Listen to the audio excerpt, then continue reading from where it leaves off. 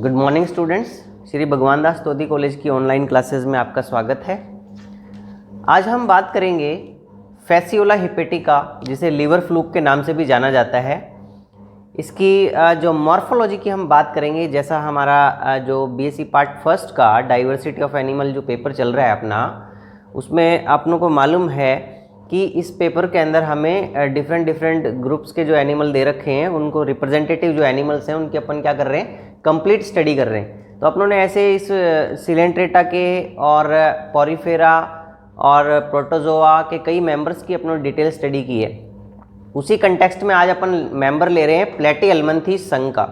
ये liver fluke जो है फैसियोला हिपेटिका के नाम से जो जाना जाता है, इसे किस में रखा गया है, प्लेटीहेल्मिन्थीस संघ के अंतर्गत आता है ये, है ना। तो इसका रिप्रेजेंटेटिव एनिमल ये आपके कोर्स के अंदर दिया गया है। तो आज अपन इसकी जिस तरीके से अपन सभी एनिमल्स की स्टडी करते आए हैं, सबसे पहले उसकी मॉर्फोलॉजी यानी कि बाह्य आकारी की किस तरह का ये दिखाई देता है बाहर से देखने पर, है ना। जनरल फीचर की बात करेंगे अपने इस वीडियो के अंदर अपन मॉर्फोलॉजी के तहत, जिसमें अपन हैबिटेट कैसा है, कलर कैसा है, क्लासिफिकेशन क्या है, कहाँ इसे रखा जाता है ना, किस ऑर्डर में आता है, जीनस क्या है, स्पीशीज़ कौन कौन सी पाई जाती हैं, इसके बारे में जनरल अपन आज इसकी इस वीडियो में चर्चा करेंगे। फिर नेक्स्ट वीडियो में अपन जो भी इसकी फिजियोलॉजिकल एक्टिविटीज़ की जो बात करते हैं, इसके लाइफ साइकिल की बात करते हैं, वो नेक्स्ट वीडियो में ये बात करेंगे अपन। तो ठीक है, तो कोर्स के अकॉर्डिंग अपन आज के टॉपिक के अंदर मॉर्फोलॉजिकल पॉइंट ऑफ व्यू से बात करेंगे फैसियोला हिपेटिका की स्टडी के बारे में। ठीक है, चलिए स्टार्ट करते हैं। सबसे पहले अपन क्लासिफिकेशन के बारे में कि इसे कहाँ रखा गया है। इस एनिमल को क्लासीफाई करना बेहद ज़रूरी है कि किसके अंदर इसको रखा गया है। तो मैं पहला टॉपिक अपना लेता हूँ, क्लासिफिकेशन।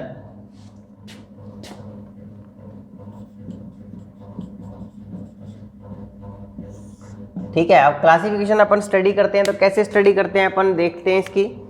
जैसे फाइलम क्या है, क्लास क्या है, ऑर्डर क्या है, क्यों रखा गया है उसमें। तो सबसे पहले अपन बात करते हैं फाइलम, कौन से संघ के अंतर्गत ये आता है। जैसा मैंने अभी आपको बताया, प्लेटीहेल्मिन्थीस, प्लेटीहेल्मिन्थीस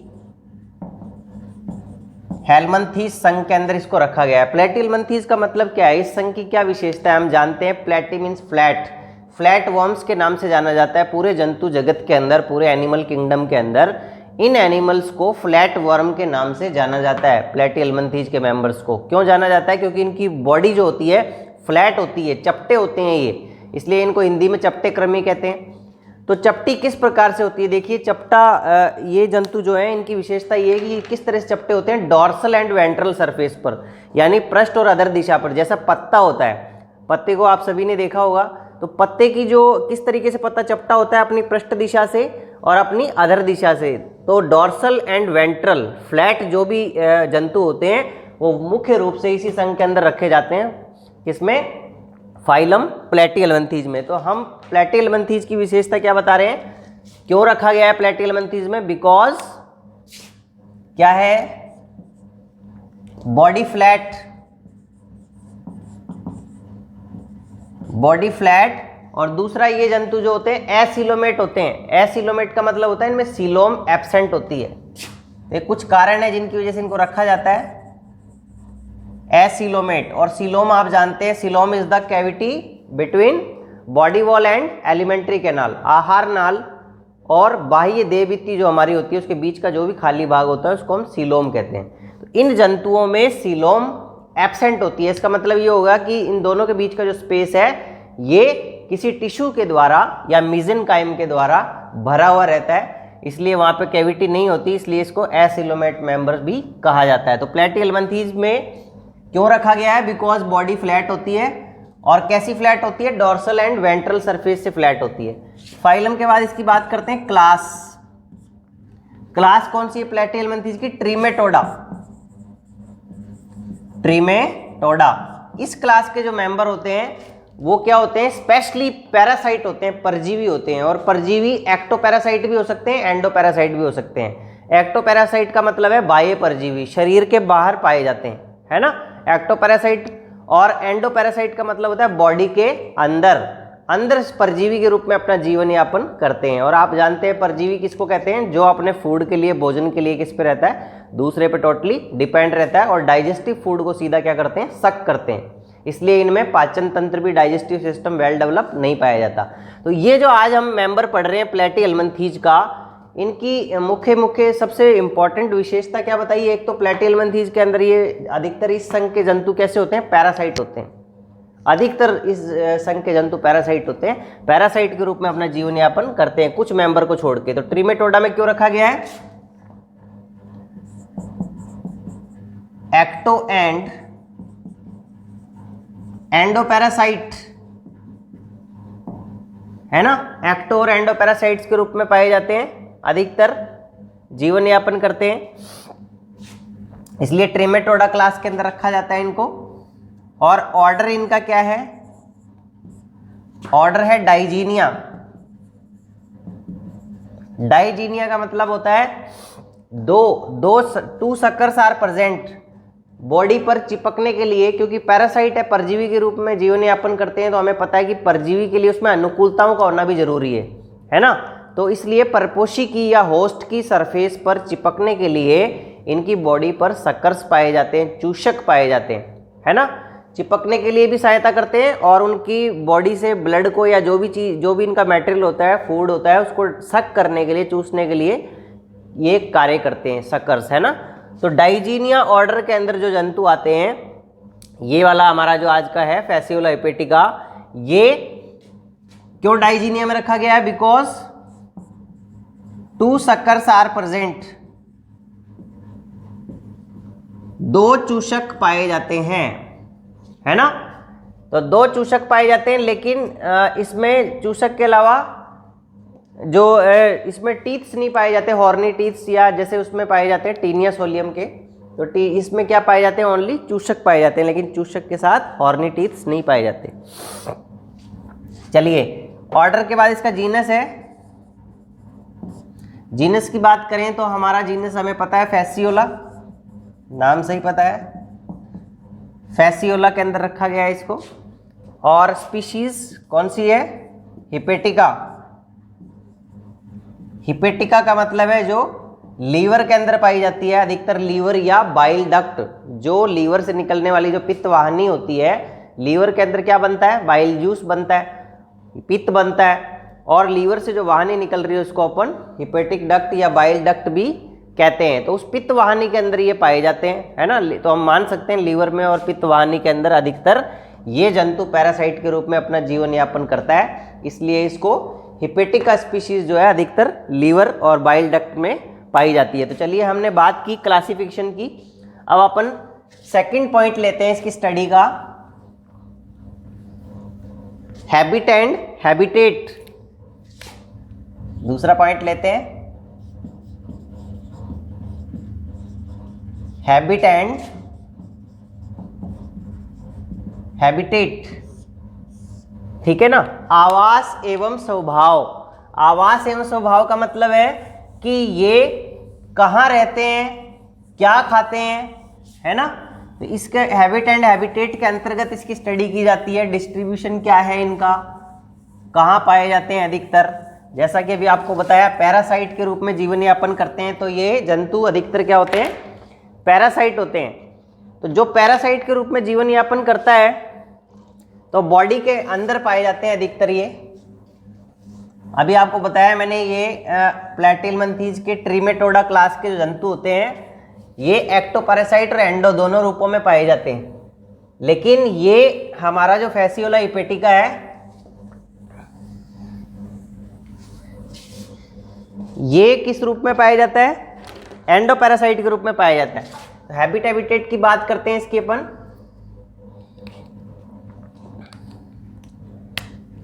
क्या बताया मैंने, कौन सा पॉइंट बताया, habit and habitat. Endoparasite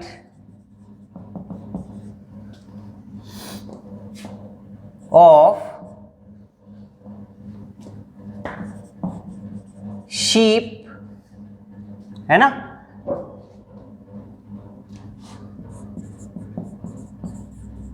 bile duct and liver.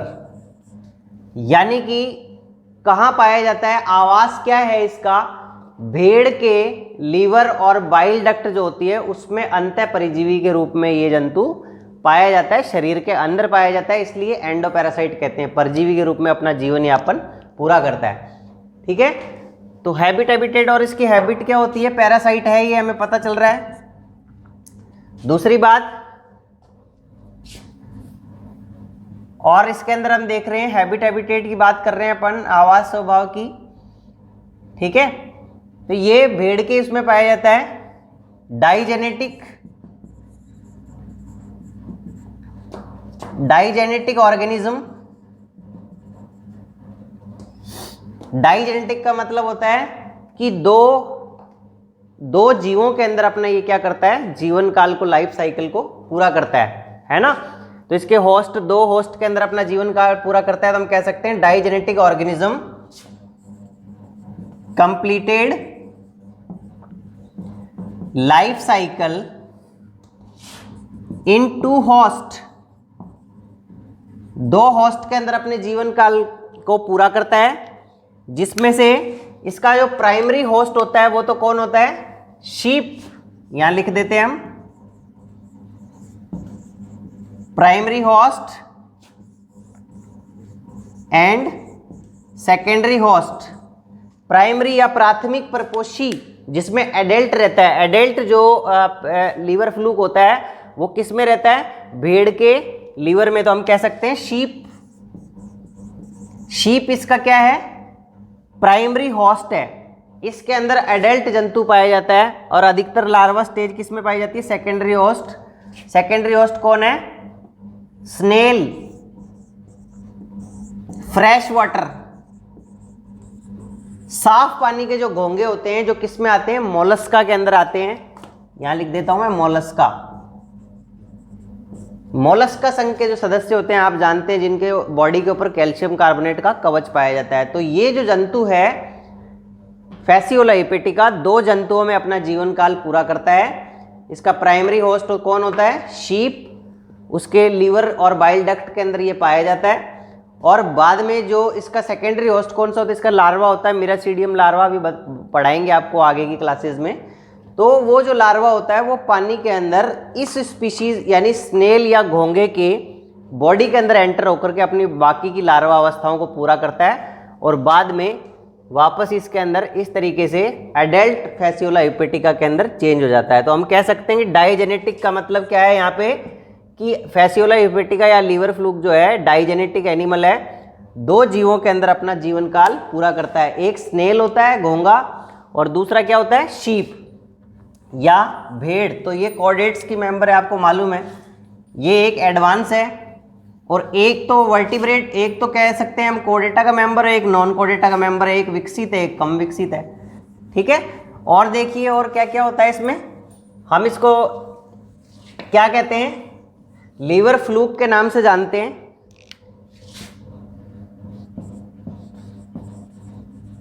Present in या फाउंड इन लीवर, या हम कह सकते हैं bile duct, so known as liver fluke. Liver fluke के नाम से जाना जाता है क्योंकि लीवर में या बाइल डक्ट में पाया जाता है ना। फैसियोला हिपेटिका को लीवर फ्लूक भी कहते हैं, जैसा कि मैं बोल रहा हूं। और इसमें एक चीज और है कि जो लीवर फ्लूक है इसमें देखिए यहां पे मैंने बताया आपको कि बाइल डक्ट में पाया जाता है, लीवर के अंदर भी पाया जाता है ना। कभी कभी जब इसकी ज़्यादा वो हो जाती है तो इसमें क्या होता है कि ये अधिकतम एक भेड़ के अंदर कितने हो सकते हैं, अगर एडल्ट की बात करें तो 200 के करीब होते हैं। तो एक बीमारी हो जाती है जिसको हम कहते हैं लीवर रोट, क्योंकि लीवर अपना काम करना क्या कर देता है, बंद कर देता है ना। जो सुचारू रूप से बाइल को सीक्रेट करने का काम करता है, तो बाइल को निकलने में, अंदर जो उसके पहुंचने में, इंटेस्टाइन में पहुंचने में प्रॉब्लम होती है, वो जो बीमारी हो जाती है, लीवर का फंक्शन रुक जाता है, उसको अपन कहते हैं लीवर रोट। तो अपन इसके द्वारा जो बीमारी होती है उसकी बात कर रहे हैं, है ना। Disease caused by disease caused by fasciola known as liver rot। Liver rot नाम की बीमारी हो जाती है इस जंतु से, क्योंकि लीवर के द्वारा लीवर का फंक्शन रुक जाता है, क्योंकि इनकी संख्या इतनी ज़्यादा हो जाती है तो ये बाइल के सीक्रेशन को क्या करते हैं, रोक देते हैं। इसकी वजह से जो होने वाली बीमारी है, लीवर का फंक्शन प्रभावित होता है, उसको हम कहते हैं लीवर रोट। चलिए, तो हमने हैबिटेट की जनरल बात की। अब अपन इसके जीवन काल के हमने बताया कि ये 2 प्रपोष्यों में पूरा करता है ना। अब ये कितना शेप एंड साइज की बात करते हैं। नेक्स्ट पॉइंट अपन लेते हैं शेप एंड साइज। कितना इसका साइज होता है और देखने में ये कैसा दिखाई देता है, जरा हम देख लेते हैं। किसके द्वारा? शेप एंड साइज के द्वारा।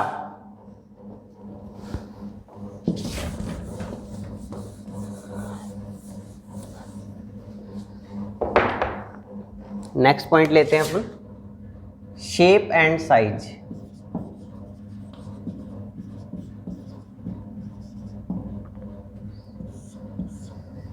देखिए कैसा दिखाई देगा, एक बार डायग्राम देख लेते हैं अपन, इसका आउटलाइन देख लेते हैं कैसा दिखाई देगा हमें लीवर फ्लूक।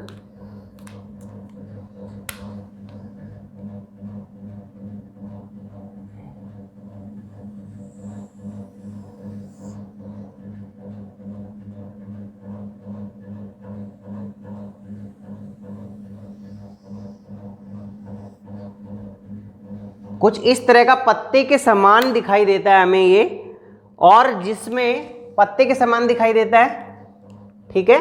और इसके जो मैंने बताया ऊपर क्या पाए जाते हैं,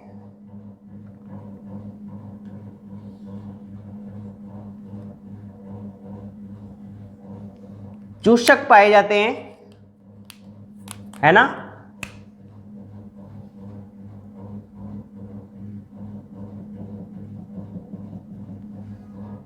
लीवर फ्लूक में 2 चूषक पाए जाते हैं, जैसा मैंने बताया आपको।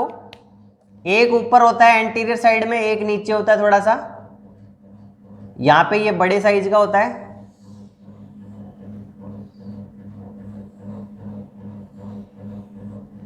बड़े साइज का जो चूषक होता है, इनका काम अभी बताता हूं आपको। एक बार आउटलाइन देख लेते हैं इसकी।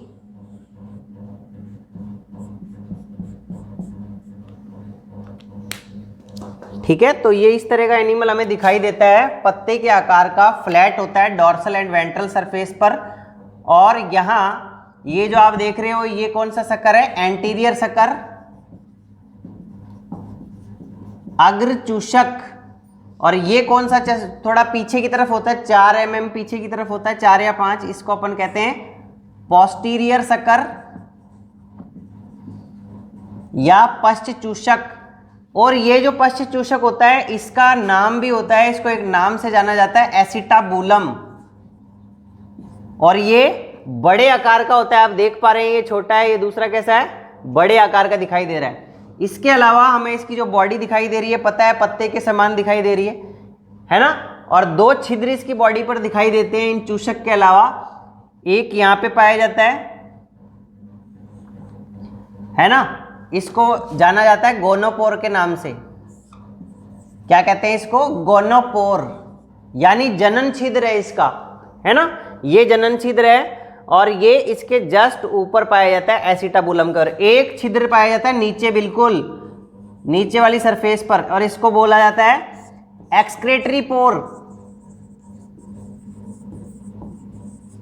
ये कुछ इस तरह की हमें स्ट्रक्चर लीवर फ्लूक की आउटलाइन हमें इस प्रकार की दिखाई देगी।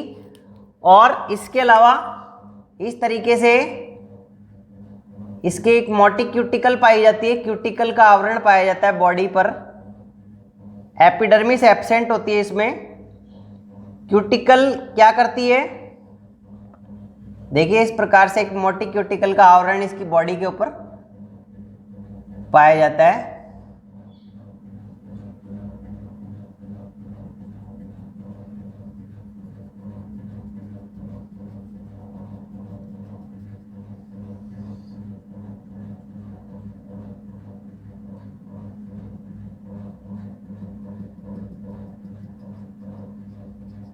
तो ये क्या चीज है, हमने क्या बनाया, क्यूटिकल।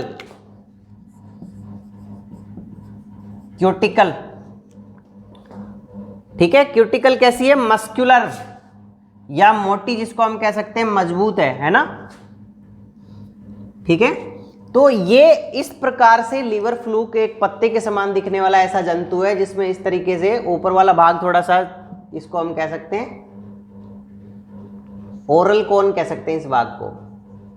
कोन मतलब एक शंकु के आकार का ऐसा भाग जिस पर माउथ पाया जाता है। तो ये जो आप देख रहे हैं यहाँ पे, ये एंटीरियर शक्कर है, यहीं पर माउथ उपस्थित होता है, जिससे ये एंटीरियर शक्कर से चिपकने का कार्य भी करता है और फीडिंग का, परपोषी से भोजन को सक करने का काम भी करता है। डाइजेस्टिव मटेरियल फूड को ये डायरेक्ट सक करता है, तो इस चूसक के द्वारा करता है। जबकि ये बड़े वाला जो चूसक है, दूसरे वाला एसिटाबुलम, ये पश्च चूसक, ये केवल चिपकने का काम करता है। तो ये एडेसिव है और ये दो काम कर रहा है, ठीक है।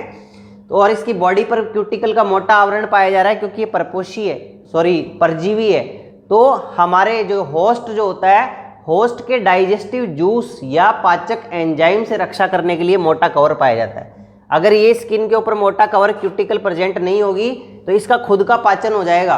पाचक रसों के द्वारा, भेड़ के जो इसमें पाया जा रहा है पाचक रसों के द्वारा इसका खुद का डाइजेशन हो सकता है, अगर ये क्यूटिकल प्रेजेंट ना हो।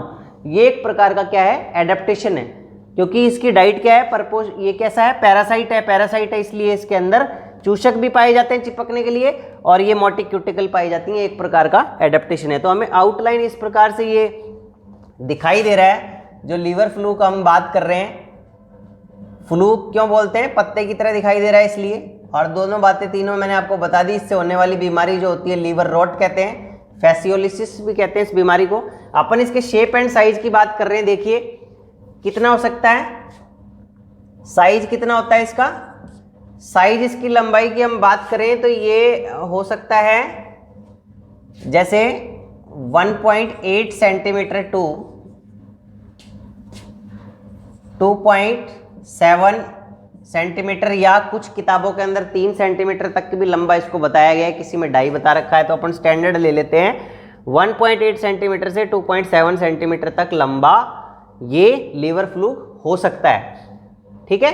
तो ये जो आप देख रहे हैं, ये चूषक जो आप देख रहे हैं, ये वाला चूषक कैसा है, स्मॉल है, छोटा है, और इसका साइज होता है करीब 1 mm के करीब होता है इसका साइज, है ना। और इसका क्या होता है, हम लिख देते हैं यहाँ पे भी, पूरा साइज तो इतना है।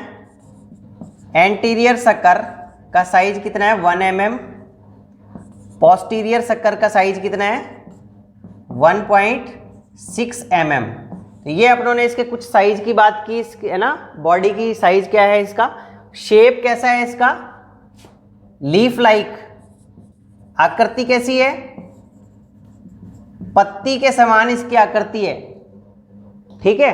तो हमने शेप एंड साइज की बात करी, कितना इसकी लंबाई हो सकती है, कितनी इसकी शक्कर की लंबाई है।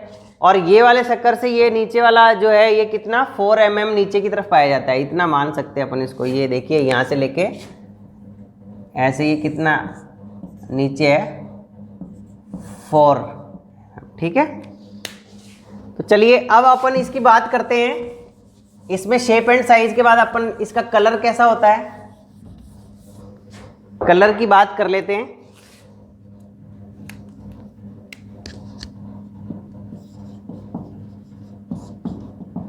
देखिए कलर, वैसे तो इसकी जो हम बात करेंगे, कलर इसका कैसा होता है, अगर नॉर्मल हम देखें, कलर होता है इसका पिंक, गुलाबी कलर का दिखाई देता है। लेकिन क्योंकि ये बाइल डक्ट के अंदर रहता है, तो इसलिए पित्त के कारण, बाइल जूस के कारण ये क्या है, इसकी जो हमें किस प्रकार का भी दिखाई देता है, ब्राउन कलर का भी दिखाई देता है ना। अंदर से जो इसकी एलिमेंट्री कैनाल होती है वो हमें ब्राउन कलर की दिखाई देती है। वैसे तो इसमें वेल डेवलप एलिमेंट्री कैनाल नहीं होती, क्योंकि हम जानते हैं कि ये क्या है, पैरासाइट है। और जो पैरासाइट होते हैं परजीवी, उनमें डाइजेस्टिव सिस्टम कमजोर होता है, क्योंकि उनको पचाने की जरूरत नहीं है, वो पचाए मटेरियल को सीधा क्या करते हैं, सक करते हैं। इसलिए डाइजेस्टिव सिस्टम भी इनमें कंप्लीट नहीं पाया जाता। तो यहाँ हम बात कर रहे हैं बॉडी के कलर की। कलर इसका सामान्य अवस्था के हमें पिंक दिखाई देगा, और कुछ हमें डार्क बैंडिंग इस तरह की दिखाई देती है क्यूटिकल के कारण, साइड के अंदर ना, हल्की गहरी। तो इस तरीके से हम इसको कह सकते हैं, डिवाइड कर रहे हैं अपन इसको। कलर की बात की अपनों ने।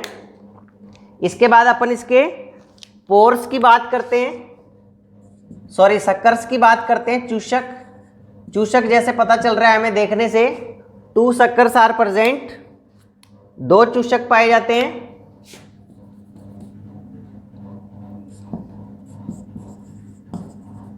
टू सक्कर्स फाउंड, है ना। और एक तो कैसा होता है, एंटीरियर सक्कर होता है, दूसरा कौन सा होता है, पोस्टीरियर सक्कर होता है। पोस्टीरियर सक्कर को अपन क्या बोलते हैं, एसिटाबुलम। तो यहां मैं लिख देता हूं, एंटीरियर सक्कर का काम क्या है, फॉर एडेशन या एडेसिव, या कह सकते हैं हम अटैचमेंट और फीडिंग। ठीक है, क्या क्या काम है एंटीरियर सक्कर का। अग्र चूषक का क्या काम है, 2 काम है, एक तो भोजन को ग्रहण करना, है ना, सक करता है, चूसने के लिए काम में लेता है इसको, और इसी पर माउथ पाया जाता है। दूसरा, परपोषी की सतह से होस्ट की बॉडी से चिपकने के लिए भी ये मदद करता है। तो 2 काम है एंटीरियर सक्कर के। और पोस्टीरियर सक्कर जो पाया जाता है उसका क्या काम है, पोस्टीरियर सक्कर लार्ज, बड़े साइज का होता है, और हमने अभी इसका साइज लिखा था कितना, 1.6 mm के करीब होता है, बड़े साइज का होता है ये। और इसका काम क्या होता है, फॉर एडेशन या चिपकने के लिए, परपोषी से होस्ट से चिपकने के लिए मजबूती से ये पाया जाता है। दूसरा, इसके अंदर और क्या नहीं पाए जाते, जैसे मैंने बताया हॉर्नी टीथ्स नहीं पाए जाते, जैसा क्लाइड उसमें पाया जाता है टीनियस वोलियम के अंदर, इसमें नहीं पाए जाते, इसमें ओनली सक्कर्स पाए जाते हैं। चलिए, अपन ने दोनों चूषक की बात की, डायग्राम से भी क्लियर हो रहा है हमें। इसके बाद अपन इसके पोर की बात करते हैं। हम आज देखिए अपन क्या पढ़ रहे हैं इसमें, हैबिट, हैबिटेट, इसका हमने क्लासिफिकेशन देखा, जनरल आउटलाइन देखी, कैसा दिखाई दे रहा है, इससे होने वाली बीमारी कौन सी है ना। तो पॉइंट टू पॉइंट अपन स्टडी कर रहे हैं, देखने में कैसा कलर है इसका, ठीक है। और चूषक पाए जा रहे हैं, चूषक के अलावा हमें 2 छिद्र दिखाई दे रहे हैं। तो अपन अब हेडिंग लेते हैं, सक्कर के अलावा हेडिंग लेते हैं अपन, पोर्स बॉडी के ऊपर हमें दिखाई दे रहे हैं, इसके ऊपर 2 पोर पाए जाते हैं, 2 पोर फाउंड,